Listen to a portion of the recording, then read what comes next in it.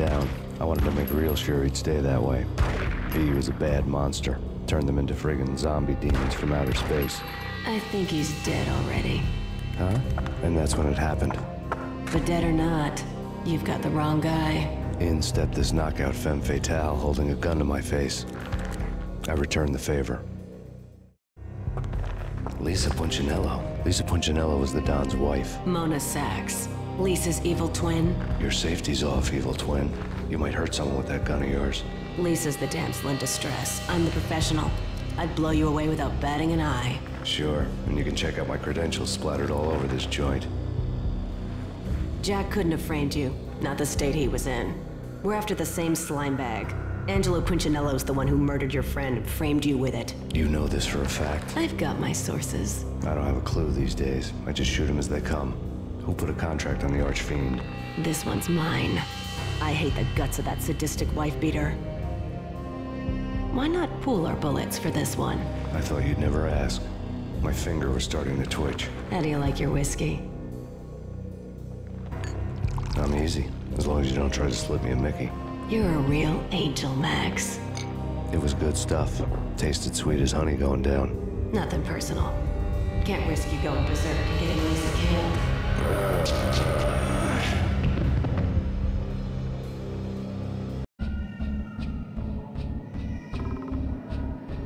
Should've known it when we found you snoring next to Lupino's corpse. A comedian, huh?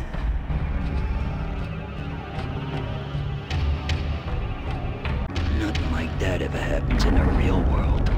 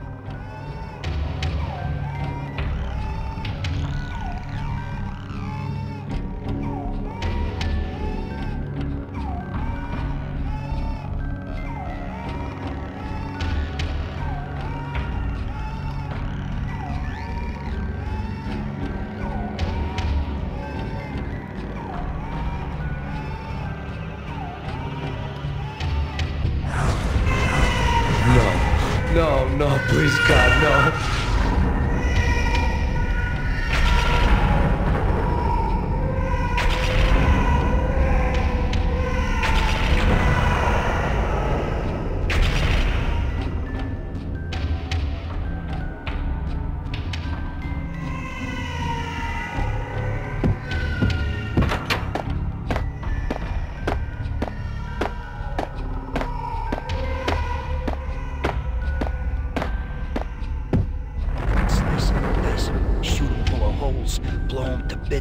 Vaporize them, disintegrate them. No matter what you do, they'll still be back good as new. Michelle's diary lay on the table. Michelle was working part-time in the district attorney's office. Her diary was open on today's entry, her handwriting all pretty curves. An army dossier found its way to my desk yesterday. Valhalla? Isn't that a Norse myth? Something about Vikings? I tried to tell Max about it, but he was busy, that cute frown on his brow. Guess it's nothing, just a mix-up at the courier service. From now on, I would always find time for her.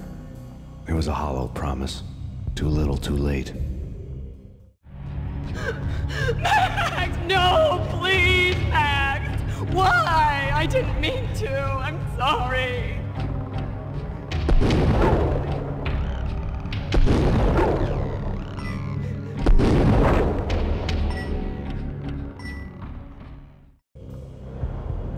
I woke up in a bad dream. My head felt 2 sizes too small for my brain. Max Payne, I envy your name. And the killer was smiling. Pleased to meet you. I'm Frankie the Bat Niagara. Niagara, as in you cry a lot? He had a baseball bat and I was tied to a chair. Pissing him off was the smart thing to do.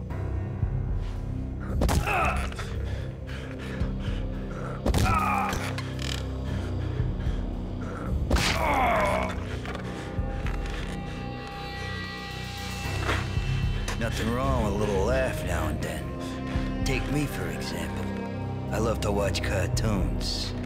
Cartoon violence is a fascinating thing. Let's take a break. I need to take a leak and maybe grab a cold one at the bar. Don't worry. I'll be back to finish this off. And then, it's checkout time. You play, you pay, you bastard. He swaggered out, and the door clanged shut behind him, locks clicking into place.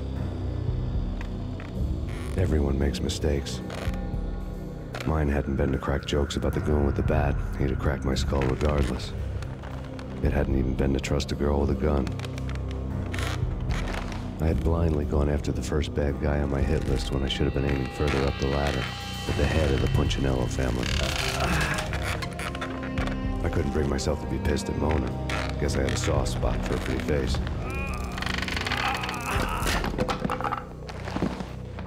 But when somebody decides to play baseball with your head, you tend to get sore. They had dragged me back to the basement of Lupino's hotel. I was beaten, bruised, and blue. I felt like the chair I had broken to get free.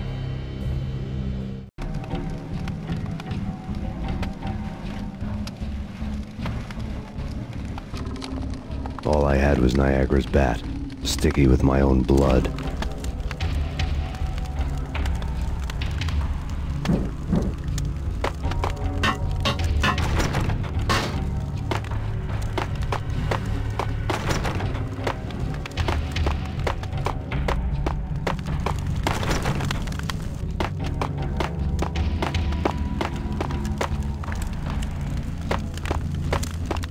Without a gun, I'd be no match for Frankie's men. I'd have to play hide and seek with them.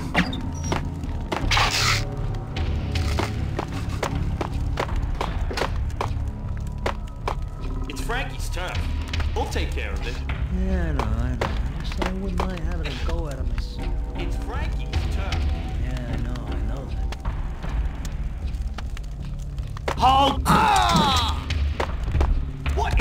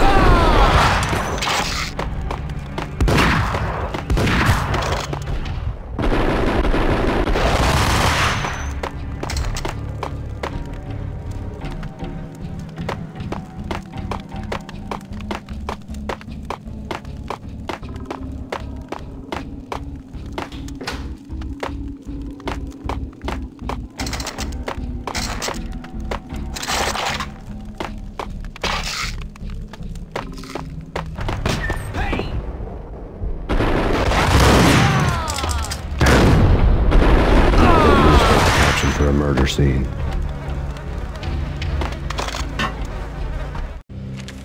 Frankie had left his calling card, a Captain Baseball bat boy strip, next to a sewer passage filled with bodies. You'd better not mess with Captain Baseball Bat Boy. Even my archenemy, Bicycle Helmet Girl, swoons at the sight of me. Aha! There were enough corpses to put a mass murderer to shame.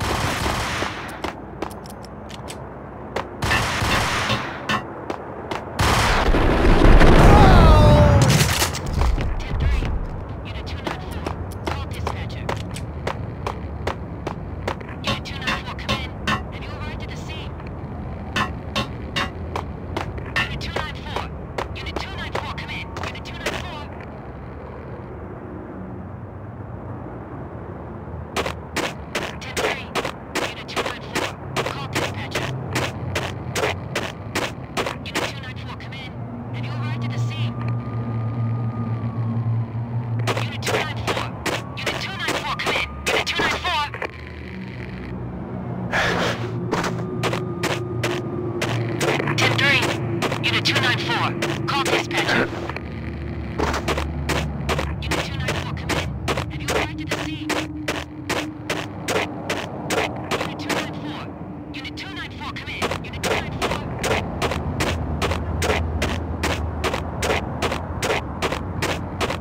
Things were fast going from bad to worse. Unit 294, come in. Have you arrived at the scene? Unit 294. Unit 294, come in. The men in blue had come and gone. They had decorated the place with chalk outlines and tied it together with yellow tape. The cops who had stayed behind were dead. Frankie, his boys, and I had the place all for ourselves.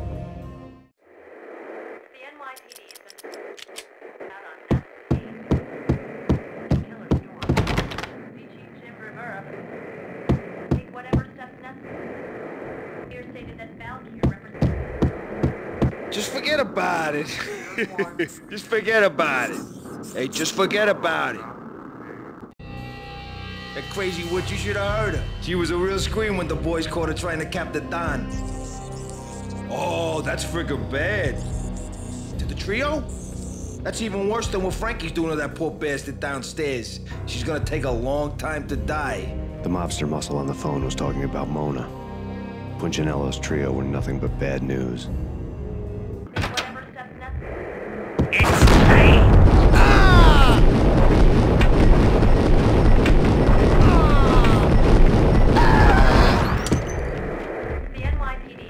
More evidence that Punchinello didn't like me much. The fact remains that all the victims so far identified in the Ragnarok shooting have been known criminals, many of whom had large doses of V in their blood. Reliable sources say that Max Payne was also among those killed, although no body has been recovered at this time.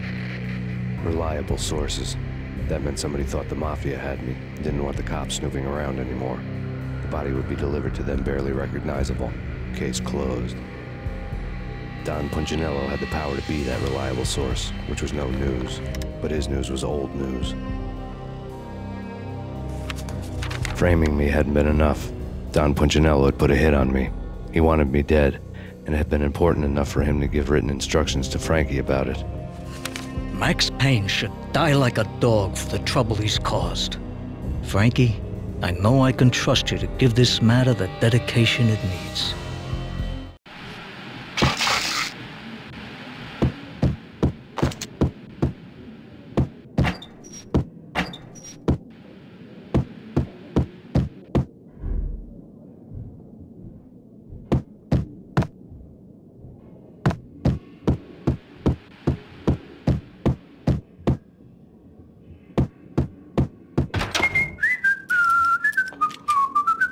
Hey!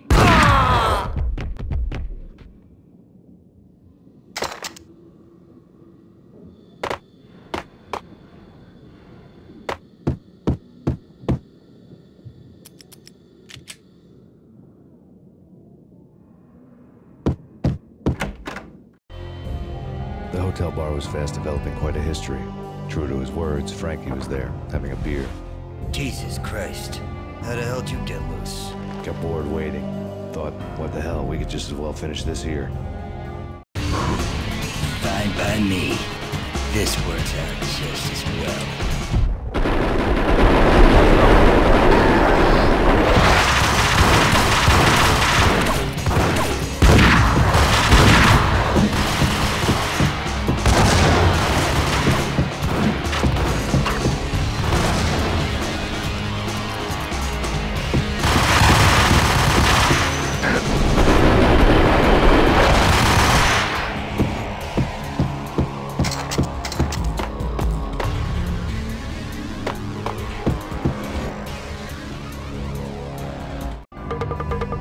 Thank you. You've been a lovely island. Had enough? I don't play with girls anyway. Unfair! I spotted the tail as soon as I left the hotel. A big black Mercedes. I'd seen the car before. That time it had heralded impressive explosions. Vladimir was back. Bang. You're dead, Max Payne. I might have laughed if I remembered how. What's this supposed to be? Cops and robbers? Look, you want something with me? Get in line. Peace, man. Relax. You know you are a real news item. Armed and dangerous.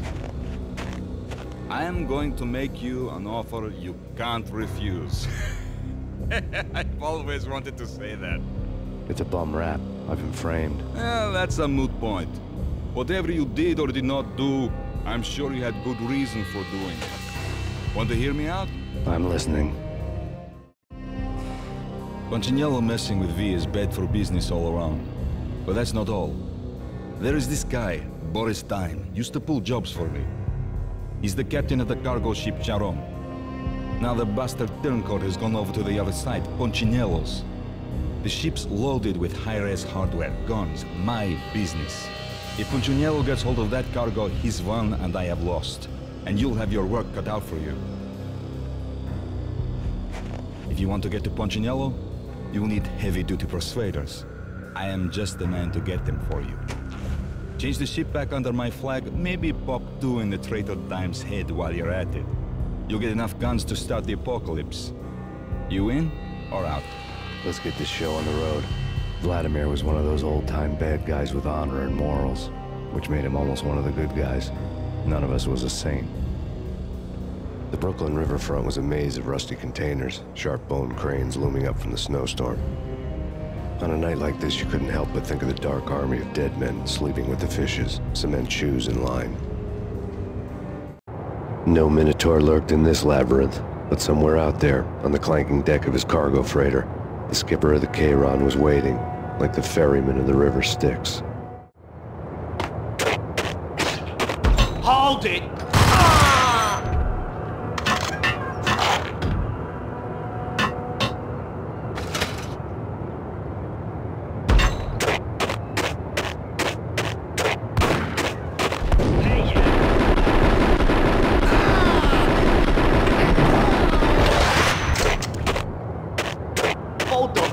To a pulp.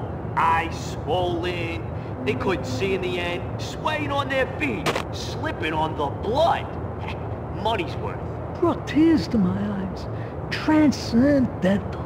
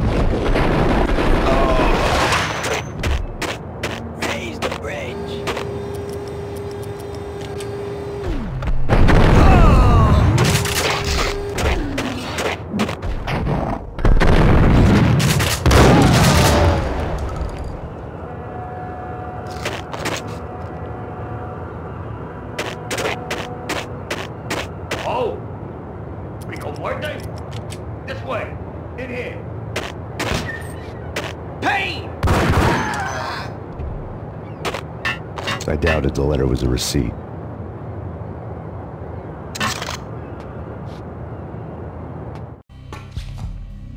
Rico Muerte had come to town to do more than just sort out family troubles. Exhibits number 1, 2, and 3. Briefcase of money, a sniper rifle, and an envelope with one word neatly printed on a folded piece of expensive paper. Mayor. It didn't sound like a Mafia contract at all. It was too cold and too to the point.